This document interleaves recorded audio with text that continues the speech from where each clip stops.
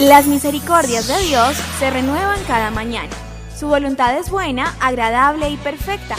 Bienvenidos a una nueva emisión de Vidas con Propósito, para volver a vivir.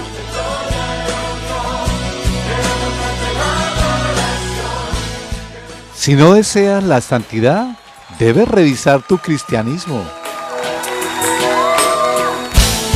Hola, muy buenos días, bienvenidos una vez más a Vidas con Propósito, para volver a vivir. Les saluda Oscar Plata. Hoy es el día de teología pura teología. Y continuamos con la serie Atributos Divinos. Compartiremos la segunda parte del tema Santidad. Dios no pasa por alto el pecado. Tú nos creaste con un propósito. Nos acompaña Ángelo Becerra, pastor de la comunidad Vida con Propósito, y Arley García, líder de la iglesia, quienes responderán a este tema. Buenos días, pastor Ángelo. Buenos días, Oscar, y buenos días, estimado oyente. Gracias por escucharnos. Esperamos que con la emisión de hoy su vida espiritual sea edificada por medio de la palabra de Dios. Buenos días, Arley, bienvenido nuevamente.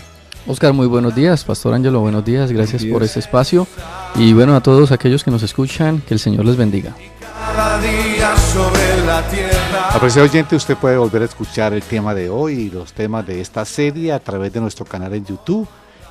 Usted ingresa al buscador de esta página, allí escribe Comunidad Vida con Propósito, encontrará los diversos temas y series emitidos en este espacio. Lo puede hacer en cualquier horario y compartirlo también a otros. Estás escuchando Vidas con Propósito, para volver a vivir. Arley, en el programa anterior estudiamos el significado y la implicación de la santidad divina. Recordemos entonces qué es la santidad divina y cómo la podemos definir. Bueno, Oscar, la santidad divina significa que Dios es puro, sin mancha, apartado de toda contaminación de pecado, maldad o impureza. Es decir, Dios no tiene pensamientos, sentimientos o actos impuros, y tampoco va a tolerar la impureza, la maldad o el pecado en su alrededor. También vimos en el programa anterior que la santidad divina implica que todo lo que se acerque a Dios debe ser santo o apartado exclusivamente para Dios. Dios no se va a relacionar con nada ni con nadie que no tenga santidad. Pastor, entendiendo el significado de la santidad divina y sus implicaciones, y además de esto, viviendo en medio de una sociedad irreverente como la actual, ¿qué sucede si no se respeta la santidad? Mire lo que dice la Biblia: cualquiera que rechazaba la ley de Moisés moría irremediablemente por el testimonio de 2 o 3 testigos. ¿Cuánto mayor castigo piensan ustedes que merece el que ha pisoteado al Hijo de Dios, que ha profanado la sangre del pacto por la cual había sido santificado y que ha insultado al Espíritu de la gracia? Eso se encuentra en Hebreos 10, 28 al 29. Hay quienes creen erróneamente que una vez que han nacido de nuevo, o sea, la primera etapa de la santidad, entonces pueden pecar obstinadamente y no perderán la salvación. Es decir, ellos creen que tendrán asegurada su participación en el día de la redención, en el arrebatamiento de la iglesia, o que si mueren irán al cielo. Quienes piensan así son personas que realmente no han nacido de nuevo y no tienen el Espíritu Santo. Pues si lo tuvieran, se preocuparían de no pecar y de no estar buscando justificación a su manera de vivir pecaminosa. Vea, este tipo de doctrina en la cual se tergiversa la gracia de Dios en defensa del pecado fue enseñada en los primeros años de la iglesia, y por eso el escritor de la carta a los Hebreos tuvo que escribir fuertemente contra esa doctrina errada. El contexto cercano de los versículos que leímos de Hebreos es el siguiente: Hebreos 10, 26 al 31, lo voy a leer. Si después de recibir el conocimiento de la verdad pecamos obstinadamente, ya no hay sacrificio por los pecados. Solo queda una terrible expectativa de juicio, el fuego ardiente que ha de devorar a los enemigos de Dios. Cualquiera que rechazaba la ley de Moisés moría irremediablemente por el testimonio de 2 o 3 testigos. ¿Cuánto mayor castigo piensan ustedes que merece el que ha pisoteado al Hijo de Dios, que ha profanado la sangre del pacto por la cual había sido santificado y que ha insultado al Espíritu de la gracia? Pues conocemos al que dijo: mía es la venganza, yo pagaré. Y también: el Señor juzgará a su pueblo. Terrible cosa es caer en las manos del Dios vivo. Así, en esos términos habla la palabra de Dios. Pues todo este texto nos asusta, y más cuando hoy se enfatiza el mensaje del amor de Dios. Explíquenos, por favor, qué significa lo que el escritor de los Hebreos nos está tratando de decir. Vean, este pasaje, digamos que el Señor no está hablando de disciplina a sus hijos, eso hay que dejarlo claro. Aquí está hablando de castigo a sus enemigos.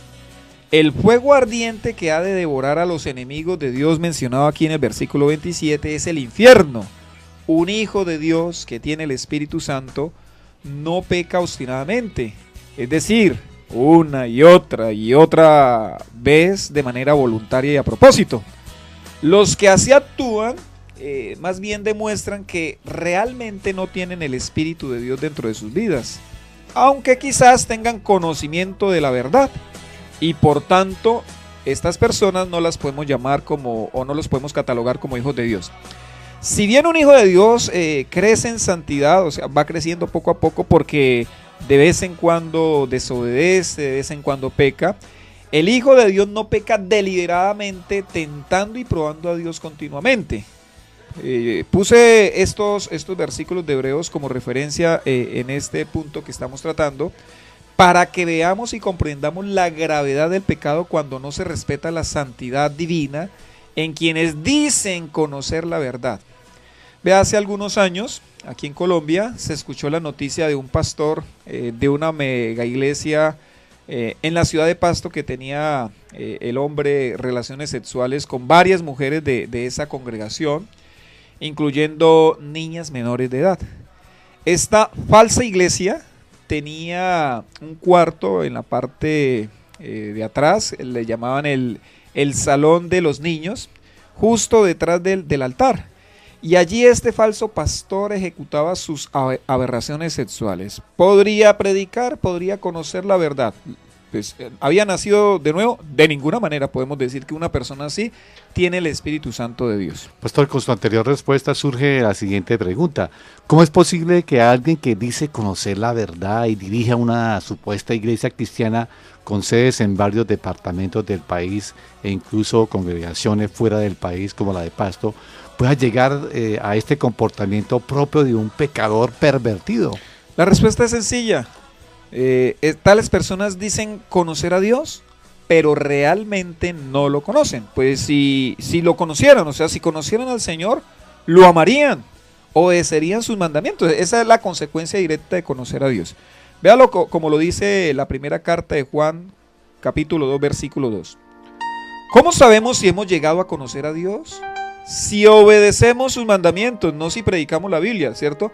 ¿Cómo sabemos si hemos llegado a conocer a Dios? La respuesta es si obedecemos sus mandamientos, no si montamos iglesias y tenemos sedes en muchas partes del país o fuera. No, se conoce si alguien conoce a Dios si obedece sus mandamientos. Si no obedece sus mandamientos, la respuesta es muy sencilla: no conoce a Dios. Hasta aquí podemos concluir que aquel que peca deliberadamente no conoce a Dios, aunque diga conocerlo. Pero, ¿qué sucede cuando un verdadero hijo de Dios no respeta la santidad divina y peca desobedeciendo sus mandamientos, pero no obstinadamente? Lo primero que quiero decir al respecto, no lo único, pero sí lo primero, es que si un hijo de Dios peca, que existe esa posibilidad desde luego, pero no lo hace de manera obstinada, porque obviamente un hijo de Dios no peca obstinadamente, para tal hijo de Dios no hay condenación. Vea, un hijo de Dios, según la Biblia, está sellado con el Espíritu Santo como propiedad de Dios. Y ese sello es la garantía de su salvación en el día de la redención, tal como lo afirma el apóstol Pablo. Segunda a los Corintios 1, 21 al 22, vea cómo lo dice. Dios es el que nos mantiene firmes en Cristo. Pregunto, según esta primera frase del versículo, ¿quién nos mantiene firme en Cristo? El Dios. Señor. Dios, así dice claramente. Dios es el que nos mantiene, ahí se incluye el apóstol, nos mantiene firmes en Cristo, tanto a nosotros como a ustedes.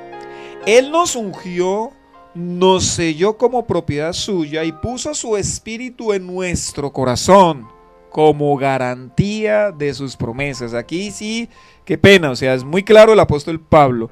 En los hijos de Dios ha sido puesto un sello de propiedad exclusiva de Dios.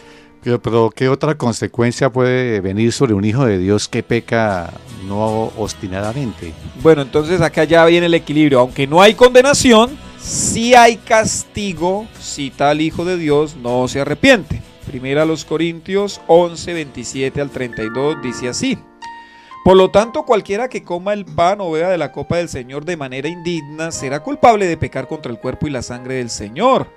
Así que cada uno debe examinarse a sí mismo antes de comer el pan y beber de la copa, porque el que come y bebe sin discernir el cuerpo, come y bebe su propia condena. Por eso hay entre ustedes muchos débiles y enfermos, e incluso varios han muerto. Si nos examináramos a nosotros mismos, no se nos juzgaría. Pero si nos juzga el Señor, nos disciplina para que no seamos condenados con el mundo. Ve aquí claramente, se ve que a sus hijos Dios los disciplina aquí y ahora en este mundo, ya que su santidad pues no tolera el más mínimo pecado. Además, tengamos en cuenta que el Espíritu de Dios vive dentro de un creyente. Por eso, en quienes hemos decidido seguir al Señor, nosotros debemos estar examinándonos y orando frecuentemente como nos enseñó Jesús. El Señor Jesús: Padre, perdona mis ofensas como yo también perdono a los que me ofenden. La santificación como segunda fase, es decir, aquella que nos corresponde a nosotros mediante la obediencia a los mandatos del Señor Jesús, debe ser una prioridad en la vida del creyente, ya que la santidad de Dios, como dije anteriormente, no tolera el pecado. Primera Tesalonicenses 4 del 3 al 8 dice: la voluntad de Dios es que sean santificados, que se aparten de la inmoralidad sexual, que cada uno aprenda a controlar su propio cuerpo de una manera santa y honrosa, sin dejarse llevar por los malos deseos como hacen los paganos que no conocen a Dios, y que nadie perjudique a su hermano ni se aproveche de él en este asunto. El Señor castiga todo esto, como ya les hemos dicho y advertido. Dios no nos llamó a la impureza, sino a la santidad. Por tanto, el que rechaza estas instrucciones no rechaza a un hombre, sino a Dios, quien les da a ustedes su Espíritu Santo. Arley, la santidad divina nos debe llevar a ser puros y santos, como lo hemos visto, ya que cualquier pecado será reprendido por el Señor con absoluta certeza. Y bueno, tendremos que manejar un equilibrio que nos dé o que nos da la palabra del Señor, porque ante lo que estamos estudiando, algunos podrían irse a los extremos. Así que, ¿cómo no ser, digámoslo así, extremista en este asunto, en este tema? Bueno, Oscar, tampoco debemos hacernos caricaturas de la santidad. Es decir, hacer o dejar de hacer cosas que Dios nunca nos ha ordenado. Cuando recién me convertí al Evangelio, pues era una persona neófita, dejé de hacer algunas cosas porque me imaginaban que eran pecados delante de Dios. Mi preocupación era no ofender la santidad del Señor, y eso me llevó a algunos extremos pues que hoy recuerdo y me dan risa, y algunos pues me traen tristeza. Por ejemplo, recuerdo que cuando creí en el Señor yo dije, bueno, ya no voy a tener comunión con el mundo, y me alejé de mis amigos, ¿sí? De mis amistades, y pues no comprendí que en vez de estar ahí al lado de ellos, pues hablándoles también del Evangelio, pues lo que hice fue alejarme, y eso trae pues también tristeza a mi corazón. Pero algunos dejan de ponerse jeans, algunos no usan pantalonetas ni camisas que no sean manga larga, otros pues no participan de algunos chistes así fueran zanahorios, algunos dejan de ver televisión, ¿sí? Otros pues no son pues como yo, no van un poco más en decir de que bueno, no tengo una conversación de más de un minuto con algunos amigos que no son cristianos. Sociables. Exacto, se alejan totalmente de sus amistades. Inclusive algunos dejan hasta practicar algún deporte. Claro, como el fútbol, el básquetbol. dejan de hacer muchas cosas, muchas otras actividades que pues en ese momento en mi parecer eran pecaminosas, pero que no tenían ningún soporte bíblico. Pero por eso quiero dejar algo claro, ¿qué es pecado? Para que no caigamos en caricaturas de la santidad, como me sucedió a mí. Pecado es desobediencia a un mandato divino. Y quiero también anotar que hay mandamientos de Dios en el Antiguo Testamento que aplican única y exclusivamente a los judíos, no a nosotros los gentiles. Para estar más seguros de qué es lo que Dios nos exige a nosotros los gentiles, es decir, los que no somos judíos o el pueblo de Israel, debemos corroborarlo con todo el Nuevo Testamento. Arley, ¿podría darnos un ejemplo para no ser mal interpretado? Claro, Oscar. Por ejemplo, miren, en el Antiguo Testamento se le exigía a todos los varones que debían celebrar obligatoriamente 3 fiestas religiosas cada año: la Pascua, el Pentecostés, las Enramadas. Pero esto ya fue abolido en el Nuevo Pacto y la única celebración que nos ordena el Señor Jesús ahora es la Santa Cena, donde conmemoramos la muerte de nuestro Señor Jesucristo en la cruz. Igualmente en el Antiguo Testamento se les permitió a los judíos divorciarse de sus esposas y tener además varias esposas de manera simultánea, es decir, se permitió la poligamia. Pero hoy el Señor no permite ni el divorcio ni la poligamia. Amén, no lo permite. Aclararlo, sí. Un buen resumen de lo que a Dios no le agrada y lo que es pecado lo vamos a encontrar acá en la carta a los Gálatas, capítulo 5, versículo 19 al 21. Las obras de la naturaleza pecaminosa se conocen bien: inmoralidad sexual, impureza, libertinaje, idolatría y brujería, odio, discordias, celos, arrebatos de ira, rivalidades, disensiones, sectarismos y envidias, borracheras, orgías y otras cosas parecidas. Les advierto ahora, como antes lo hice, que los que practican tales cosas no heredarán el reino de Dios. La santidad de Dios, Oscar, exige santidad en el ser humano, pero la clave de la santidad en nosotros reside precisamente en la santidad divina. Estamos en Vidas con Propósito en el dial 1020 AM y por internet a través de radioprimavera.com. La santidad. Dios no pasa por alto el pecado, es el tema que estamos compartiendo hoy. Y pastor, en este atributo de Dios, santidad, Dios no pasa por alto el pecado, hemos estudiado hasta aquí 3 aspectos referentes a este tema. El primero de ellos era su significado, como segundo vimos las implicaciones que tiene y como tercero, ¿qué sucede si no se respeta la santidad? ¿Cuál es el último aspecto que estudiaremos en cuanto a este atributo? El último aspecto tiene que ver con que la santidad divina es la clave para vencer el pecado. O sea, si no hay santidad de Dios en nuestra vida, no podremos vencer el pecado. Vea lo que dice Pablo a los Romanos, capítulo 7, versículos 18 y capítulo 8, versículo 9. Yo sé que en mí, es decir, en mi naturaleza pecaminosa, nada bueno habita. Aunque deseo hacer lo bueno, no soy capaz de hacerlo. Sin embargo, ustedes no viven según la naturaleza pecaminosa, sino según el Espíritu. Si es que el Espíritu de Dios vive en ustedes, y si alguno no tiene el Espíritu de Cristo, no es de Cristo. El apóstol Pablo en estos pasajes deja muy claro que en el ser humano no hay la más mínima posibilidad de lograr la santidad que Dios exige, porque él dice, yo sé que en mí nada bueno habita. Entonces, el ser humano requiere algo adicional a lo que hemos adquirido en la creación natural si queremos vencer el pecado y pues poder ser santos como Dios exige. Todos los seres humanos tenemos la misma naturaleza que Pablo sabiamente llama naturaleza pecaminosa. Y esta naturaleza pecaminosa es la que nos impide ser santos como Dios desea y como Dios manda. Por más que queramos hacer lo bueno, no podemos hacerlo. Así expresamente lo dice la Biblia. Bueno, pastor, ¿y cómo funciona entonces la naturaleza pecaminosa? La naturaleza pecaminosa, Oscar, funciona como la ley de la gravedad. La ley de la gravedad, pues, aplicada aquí en la Tierra, dice que todos los objetos tienden a ser atraídos hacia el centro de la Tierra. Si yo hago fuerza y pego un salto, pues hay una fuerza que me atrae nuevamente hacia el centro de la Tierra. Si yo tengo algo en mi mano y lo suelto, pues la fuerza de la gravedad lo toma y lo lleva directamente hacia el centro de la Tierra. Así es la naturaleza pecaminosa. Es una fuerza bastante grande que nos mantiene pegados al pecado. Así nosotros peguemos salticos tratando de alejarnos de él.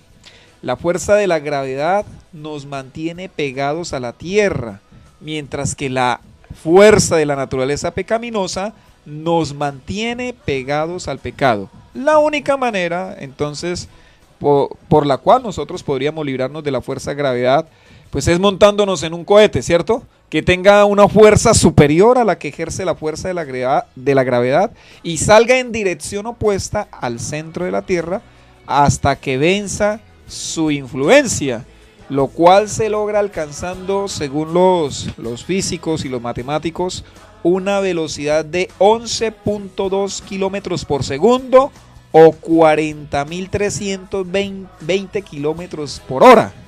Esto pues es una fuerza y una velocidad descomunal, lo cual nos indica que la fuerza de la gravedad en la Tierra es bastante alta. Pero vea, la fuerza de la gravedad fue invencible hasta el 24 de diciembre del 68. Hasta ese día fue invencible porque en esa época y en ese momento el Apolo 8 logró vencer la fuerza de la gravedad. Y quizás esa fue la hazaña más asombrosa en la historia de la humanidad. Pastor, aquí vemos una hazaña humana que fue algo excepcional para el hombre, ¿no? Pero yo creo que hay una hazaña más extraordinaria que esta, y es la de nuestro Señor Jesucristo. ¿Qué piensa al respecto? Indudablemente, Oscar, tiene usted toda la razón. Jesús hace casi 2000 años logró vencer el poder del pecado para nosotros los hombres, ¿cierto? Esta hazaña es más asombrosa pues que la del Apolo 8. El Señor logró vencer el pecado para darnos a nosotros ese mismo poder, a los que creemos en Él. Si Él no vencía, y obviamente venció en la cruz y venció viviendo una vida en santidad, entonces nosotros tampoco seríamos capaces de vencer si Él no hubiera vencido. ¿Y cómo se logra vencer? Naciendo de nuevo, es decir, recibiendo el Espíritu Santo, tal como lo enseña Pablo a los romanos, como ya lo leímos, que si alguno no tiene el Espíritu de Cristo, no es de Cristo. Necesitamos tener el Espíritu Santo. ¿Cómo es que nosotros llegamos a obtener la vida de Dios? ¿Cómo es que nosotros logramos tener una vida santa? Bueno, en los versículos de Romanos dice que necesitamos que el Espíritu Santo viva dentro de nosotros. ¿Cómo se nace de nuevo para tener el poder de victoria sobre el pecado? Pues creyendo en el Señor Jesucristo. Arley, pero en cuanto a lo que dice el pastor, la gente dice, creo en Jesús, y cualquiera lo puede hacer, ¿no? ¿Qué tal si examinamos lo que implica realmente creer en Jesús? Claro, Oscar, vea, 4 implicaciones tiene el creer en Jesús. Las 2 primeras, confesar que Jesús es el Señor y creer que Jesús lo resucitó. Eso lo habla Pablo en el libro de Romanos, capítulo 8, versículo número 10. Mire, permítame leérselo. Esta es la palabra de fe que predicamos, que si confiesas con tu boca que Jesús es el Señor y crees en tu corazón que Dios lo levantó de entre los muertos, serás salvo. Porque con el corazón se cree para ser justificado, pero con la boca se confiesa para ser salvo. Entonces, confesar que Jesús es el Señor y creer que Jesucristo resucitó. La tercera es arrepentirse de sus pecados. El Señor Jesús decía, desde que Jesús comenzó a predicar, Él decía, arrepiéntanse porque el reino de los cielos está cerca. Ahí en Mateo 4, versículo 17. Y en Mateo capítulo 12, versículo 41, dice, los habitantes de Nínive se levantarán en el juicio contra esta generación y la condenarán porque ellos se arrepintieron al escuchar la predicación de Jonás, y aquí tienen ustedes a uno más grande que Jonás. O sea, un requisito, digamos, básico es el arrepentimiento. Claro. Hasta aquí hemos visto 3, confesar, creer, arrepentirse de sus pecados, y el cuarto es bautizarse. Marcos 16:16, el que crea y sea bautizado será salvo, pero el que no crea será condenado. Y Romanos 6, versículo 3 al 4, ¿acaso no saben ustedes que todos los que fuimos bautizados para unirnos con Cristo Jesús en realidad fuimos bautizados para participar en su muerte? Por tanto, mediante el bautismo fuimos sepultados con Él en su muerte, a fin de que, así como Cristo resucitó por el poder del Padre, también nosotros llevemos una vida nueva. Pastor, ¿cómo podemos concluir este tema de estos 2 últimos programas? Bueno, la santidad divina debe enseñarnos a ser temerosos de Dios y a vivir apartados del pecado. Dios no tolera el pecado, estimado oyente. De hecho, fue el pecado lo que llevó al Señor Jesucristo a la cruz. Efesios 1:4 dice: Dios nos escogió en Él, es decir, en Cristo, antes de la creación del mundo, para que seamos santos y sin mancha delante de Él. Nuestro oyente, mañana tendremos el espacio dirigido a la familia, donde continuamos con la serie cómo tener una relación de pareja extraordinaria. Así que no se vaya a perder este extraordinario programa mañana. Y si desea comunicarse con nosotros, nos puede llamar al teléfono 310-212-4602. 310-212-4602. Gracias por escucharnos y les deseamos que pasen un día muy